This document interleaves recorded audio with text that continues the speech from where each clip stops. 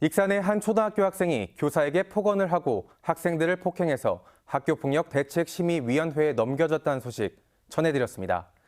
그런데 초등학교 5학년인 피해 학생이 혼자 학폭위에 나와 진술하는 어처구니없는 일이 벌어졌습니다. 익산교육지원청이 절차를 허술하게 안내했기 때문입니다. 해당 학부모는 아이가 큰 충격을 받을 수도 있었다며 반발하고 있습니다. 변한영 기자의 단독 보도입니다.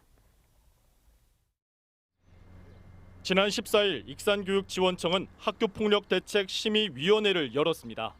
지난달 발생한 익산 모 초등학교 학생의 학교폭력 사안을 심의하기 위해서입니다.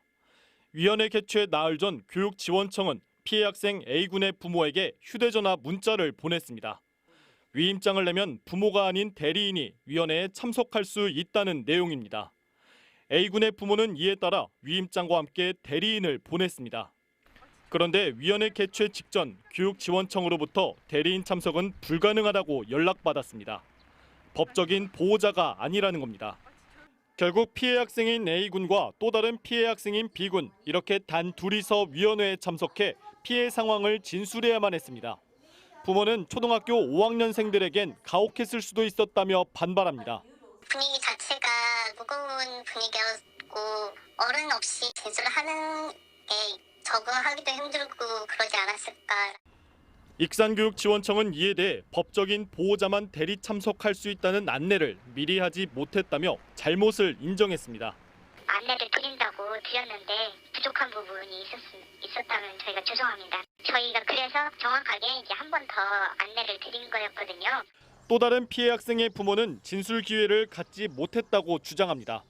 위원회가 오전부터 열렸는데 교육지원청이 오후 참석 예정자들에게는 다른 피해 학생의 오전 진술 내용을 설명해주면서 같은 내용이라면 참석하지 않아도 된다고 안내했다는 겁니다. 결국 해당 부모는 자녀와 함께 위원회에 참석하지 않았고 서면 진술서를 휴대전화로 찍어 보냈다고 말했습니다. 진술이 똑같으면 안 나오셔야 된다. 어떻게 판단하시고 그렇게 감정적으로 말씀하시는 부분 자체가 좀 어폐가 있지 않았을까. 저희는 박탈을 당했다. 이에 대해 교육지원청은 학부모 생업 등을 고려한 것이었다며 서면 등의 진술 기회를 줬다고 해명했습니다. 교육부 학교폭력 가이드를 보면 위원회는 대면 심의가 원칙입니다. 가해 및 피해 학생, 보호자는 직접 출석해 진술해야 합니다. 다만 학생 측의 요구가 있거나 섬 지역 등 특별한 경우 서면과 전화 등의 심의 방식을 활용할 수 있다고 돼 있습니다. JTB 뉴스 변한영입니다.